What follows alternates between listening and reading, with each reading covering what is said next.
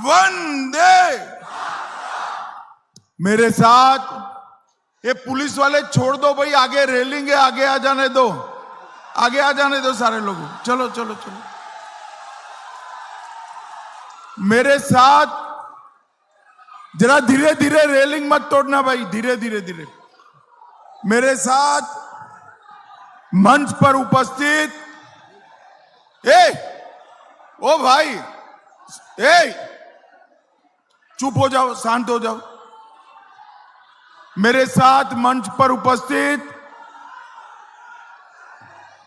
हमारे जिला अध्यक्ष प्रसेनजीत चटर्जी जी, सौगात पात्रा जी, विद्यासागर चक्रवर्ती जी,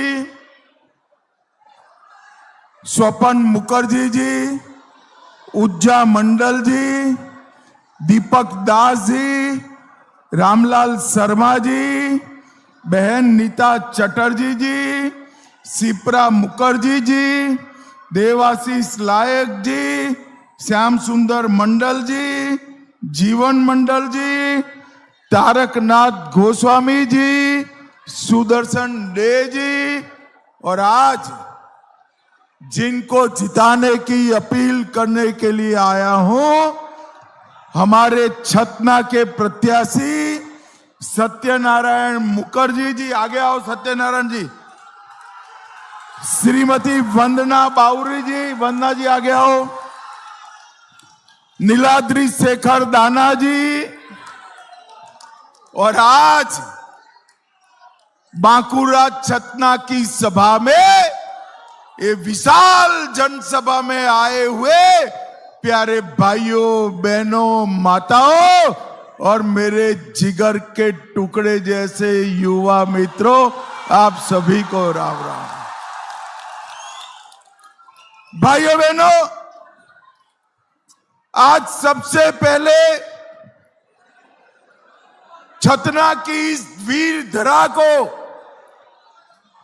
बांकुड़ा की पावन माटी को मैं प्रणाम करना चाहता हूं। सर्वशक्ति मां जगदात्री बासुली माता मंदिर, गंगाधर शिव मंदिर, छिन्न मस्ता माता जी, रंकेनी माता मंदिर, बहुलारा सिद्धेश्वर मंदिर और सोनाता पाल सूर्य मंदिर को प्रणाम कर कर मेरी बात की शुरुआत करता हूं।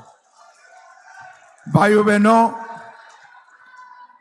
अपनी उंगलियों के जादू से प्रसिद्ध शिल्प गढ़ने वाले डोकरा, टेराकोटा और बाल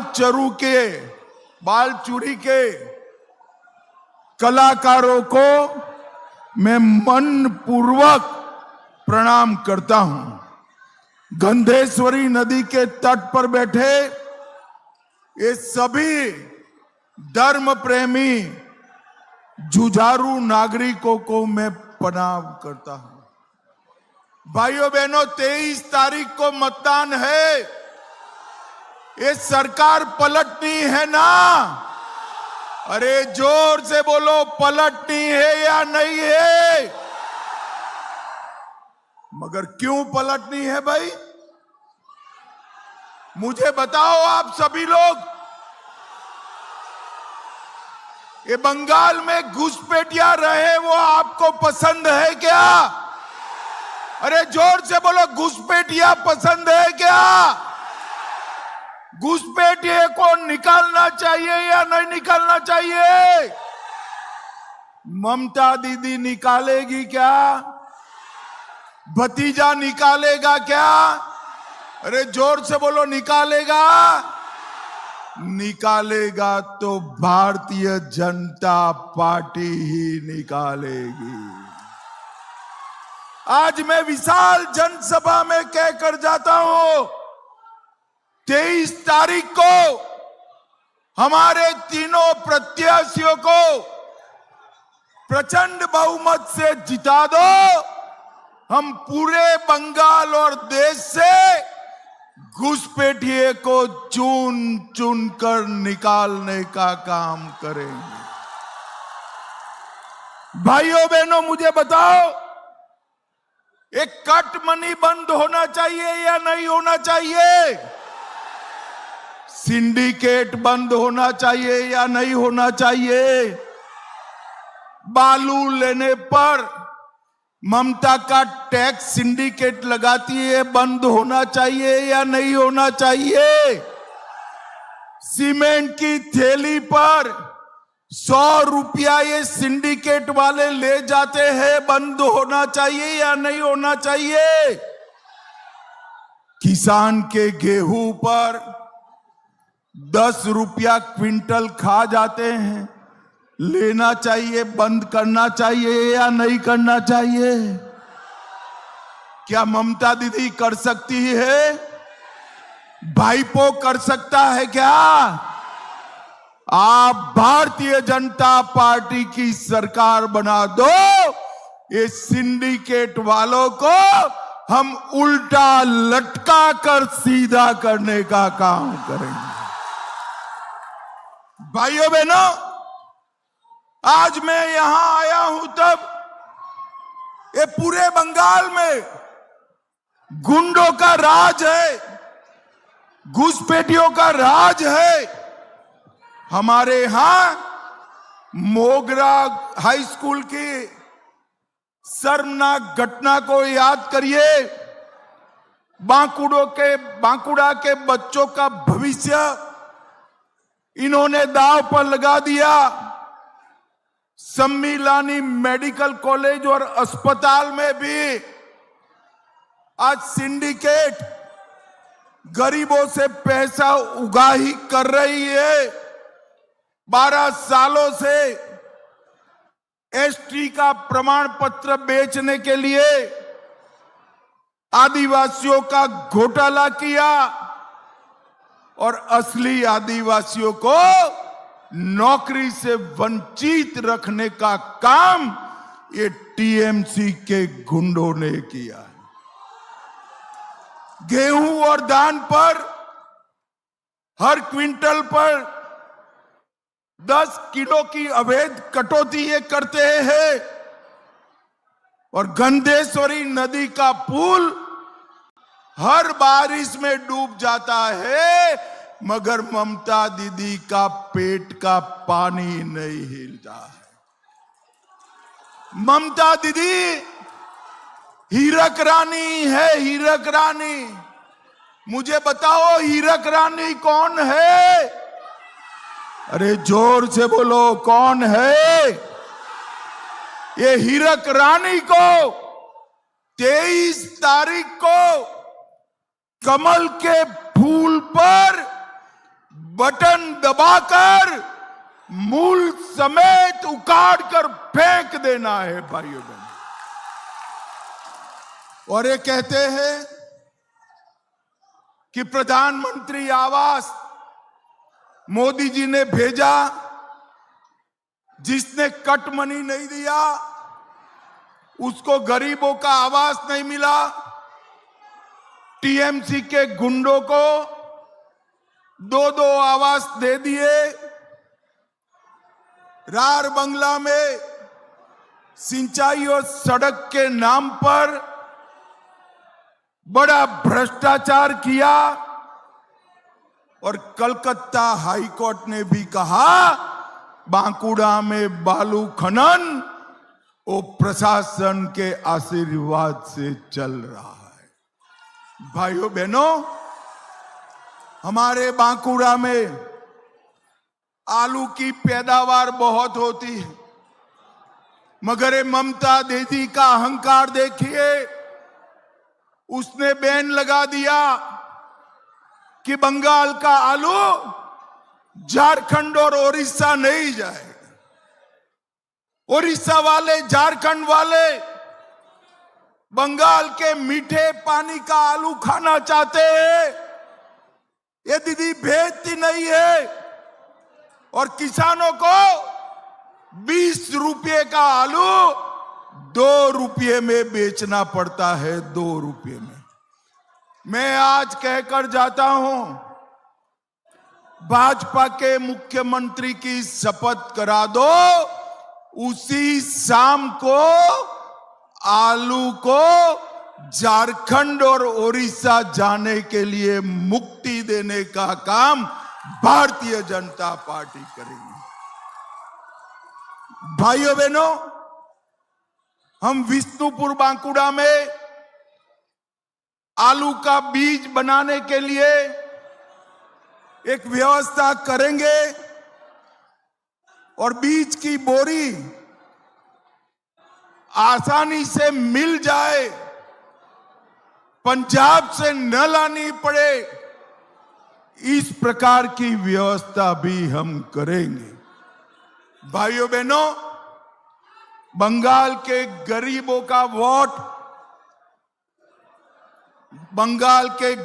का वोट लेकर उनका फंड टीएमसी के गुंडों के घर में जाता है। भाइयों बहनों, मोदी जी ने लाखों करोड़ों रुपया भेजा है। आपके घर, आपके गांव में आया है क्या? जरा जोर से बोलो, आया है क्या? कहां गया? बोलो भाई, कहां गया?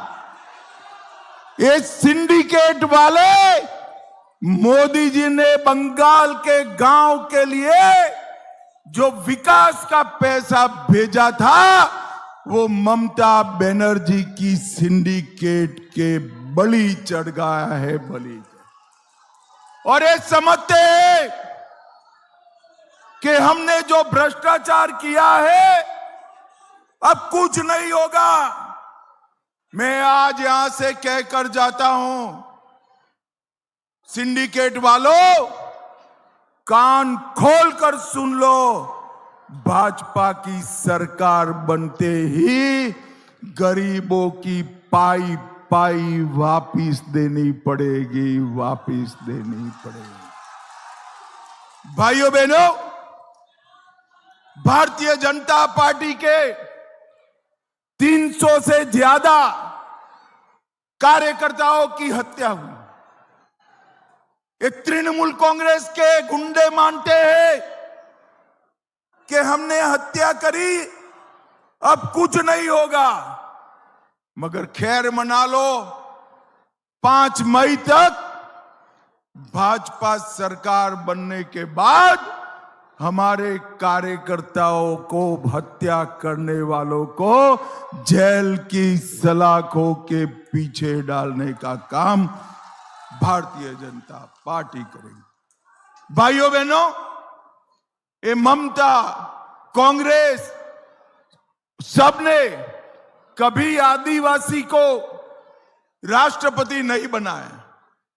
आजादी के 75 साल के बाद नरेंद्र मोदी जी ने हमारी संथाल गरीब आदिवासी बहन द्रौपदी मुर्मू जी को राष्ट्रपति बनाकर आदिवासियों का सम्मान करने का काम किया।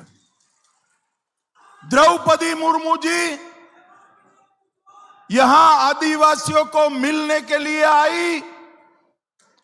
ममता जी ने उनका अपमान किया।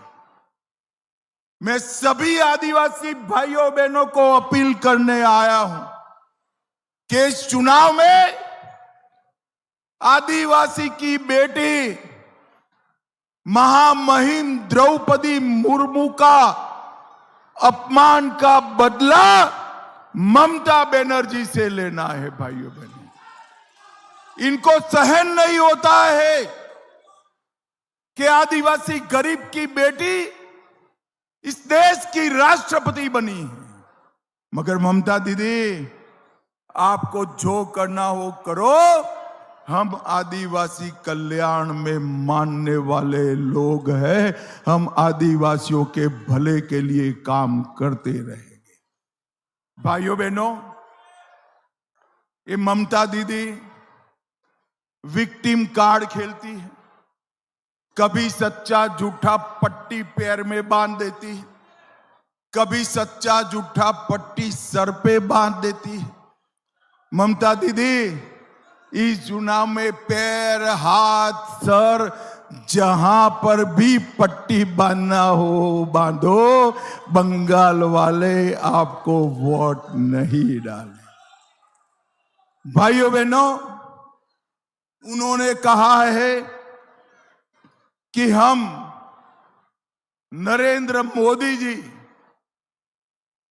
बाहर से शासन चलाने वाले। मैं आज कहकर जाता हूं, मेरी बात याद रखना, बंगाल का अगला मुख्यमंत्री बंगाल में ही जन्मा हुआ, बंगाली भाषा बोलने वाला भारतीय जनता पार्टी का नेता ही बंगाल का मुख्यमंत्री बनने वाला है। ममता दीदी, आपने महिलाओं के लिए कुछ नहीं किया है।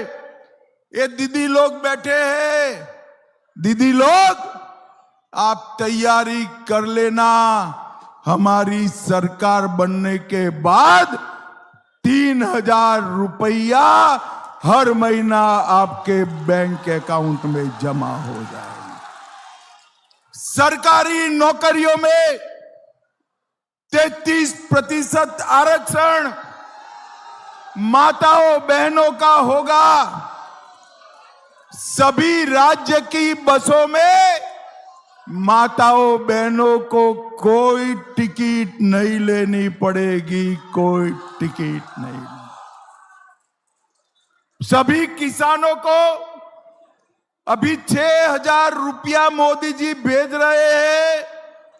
भाजपा सरकार बनाने के बाद 6,000 की जगह 9,000 रुपया किसानों के बैंक अकाउंट में डाले। धान का समर्थन मूल्य एमएसपी, हर किसान का एक किलो धान भारतीय जनता पार्टी खरीदेगी और उसकी एमएसपी 3100 रुपया करने का काम भारतीय जनता पार्टी करेगी।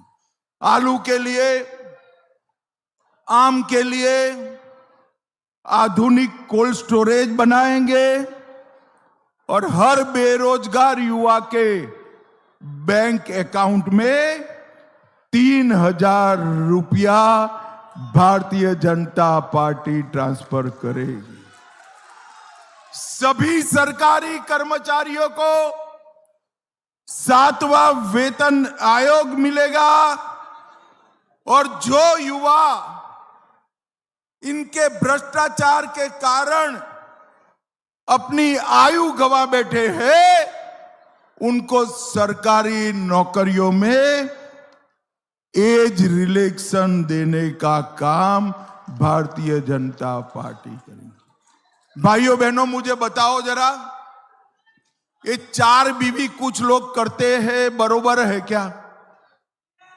4 बीवी जो रखने का इनका परमिशन है, बरोबर है क्या?